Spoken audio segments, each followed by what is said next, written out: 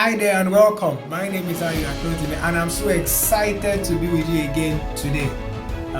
Today we're going to be exploring a very important topic, and that's the subject of money. Very important part of our lives, right? Very important part of our lives. And you see, before I continue, let me just remind you, I'm already in the flow, so let me just remind you quickly not to forget to hit the subscribe button and keep sending in your questions, your comments. They help us serve you better. And of course, when you hit the subscribe button and the notification as well, it just means that you'll be the first to always know each time we upload a new material, a new video. Now, let's go to the subject of money. It's important that you realize that, and I must say that there are a lot of materials all over the world on this subject of money because of how it directly affects our lives as human beings.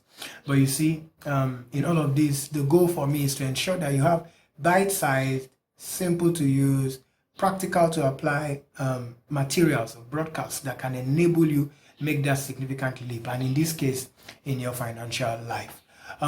It's important that you realize that, you see, when it comes to the subject of money, although a lot has been said, I believe that the greatest thing about money, the greatest subject about money is that it defines your character. And this is what I mean by that. I'm not talking about the availability or the unavailability of it necessarily. I'm talking about how you interact with money. There is something about the habits that you have built when it comes to the subject of money. There's something about how you interact with money that determines whether money stays with you, or each time money sees you, it just runs away, right? Someone rightly said that, you see, the reason why money is called currency is because currency means flow. You know, there are water currents, there is electric current, and it just means the flow. Current means flow. So money is currency because money flows. It's the characteristic of money to flow. However, there is a way you hold so tight to money that each time money sees you, it runs away. There is a way you use money that determines whether money flows through your hands again or not. And that's why it's very important to address this subject. You see, success is really about who you are, not so much about what you do or what you do. Not entirely rather about what you do. It's primarily about who you are. It's who you turn out to be that is the success, right? So you pass through a system. For example, I always give the example of how someone spends time in a medical school for 6 years, for example, graduates as a doctor. I don't believe that the real success is the fact that he now has the license to practice as a doctor. As the real change that happens to that person is what had happened to him in the course of those 6 years, such that not only did he pass through the system actually went through him. Very important to note that, right? So success in life is who you actually become, having passed through a process, and the process having passed through you, right? So today, it's important that we talk about money. And for the people's side of things, you see, we can tell a lot about you based on your interaction with money. And generally speaking, there are 3 levels when you talk about people and their interaction with money. And the first one I like to talk about today is the spenders level. This is the level of people who get money and spend it. That is the habit they have built with money. I mean, if you're always like that, you can't complain about being broke when all that comes to you, as it comes in, all flows out.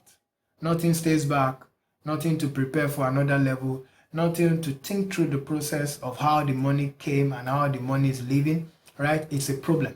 And what causes that usually is because of habits that have been built, like instant gratification, impulsive spending. These are habits that must stop if you are going to retain money and sustainably build wealth. It's very important that you know that. The second one is the level of savers, right? Now, savers spend, true, but savers don't spend all. Savers keep something aside. They set things aside. They set aside resources they understand that it's not enough to have money today. It's equally important to have some for tomorrow. That's because there will be doors of opportunities that will open. And when doors of opportunities open, you must be ready to take those opportunities. You must be ready to seize those opportunities. You must be ready to take advantage of those opportunities and walk through those open doors. But if you had exhausted all the resources that you had on today, then you're not ready for tomorrow. And the thing about being poor, like somebody said, is that the word poor actually means passing over opportunities repeatedly. Passing over opportunities repeatedly. If you are always passing over the opportunity to grow wealth, to do what is right when it comes to money, you would end up being broke. You will end up being poor, right? And the problem with that is that you won't be able to take the opportunities that life presents to you. You won't be able to take the opportunities that will help you make the significant leap you have always desired to make when you have to make them, right? Life is full of opportunities. Life is full of opportunities. Life is full of opportunities. There is no other way to say. Even what we call problems are opportunities in disguise. But if we have exhausted all the resources that always comes to us, how then do we take advantage of these opportunities? We must think about this. Now, this is the thing about being a saver. The greatest thing about being a saver is that it helps you gain self-mastery in the area of your finances. It helps you take control of your finances and gain control of how you spend. Impulsive buying is under check. Instant gratification becomes delayed gratification. You can think straight and plan through your finances and determine how you intend to spend your money and use it correctly to get the kind of results that you really want to get, right? Now, that's what it does. It helps you master yourself, gain self-discipline. However, there's a challenge with just staying at the level of being a saver, is that inflation catches up with savings readily, and before you know it, it erodes the quality of your money. Yes, I'm sure you know very well that what 1,000 naira could buy 5 years ago, it's impossible for 1,000 naira to be able to buy that today. What $100 bill could buy 5 years ago, you know very well that it's unlikely that it will be able to buy exactly the same in today's market. And so that's important. What does that lead us to? It leads us to the third one, and that's the level of the sowers. Remember, we've talked about spenders, we've talked about savers, and now we are talking about sowers. These are people who understand that it's not enough not to spend all.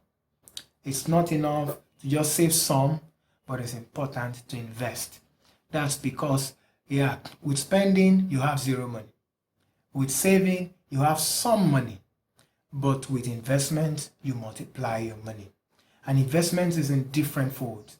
You can invest in all kinds of ventures, right? Again, there is a whole lot to say about this, and there is a lot to actually say about guiding your investment, but that will be done on another video. But we just want you to understand today that your interaction with money places you on a particular level. And if you do not move from a certain level right now that could be destroying your finances, it could ruin your life. It could put you in a place where you would always miss opportunities. That's the problem with poverty. It could make you miss out on certain opportunities. However, remember that I said, being poor is not always just the lack of money. Most times it's just passing over opportunities repeatedly. I want you to understand that this is important. It's important that you think about the things we've talked about today and make significant changes in life. That's just going to be all we're going to talk about today. We wouldn't want to remember bite sizes, and then we'll look at some other areas of this next talk. I look forward to your comments. I look forward to your suggestions, and I'm certain that this broadcast has been helped you. Remember, greatness is about. Thank you. I look forward to seeing you.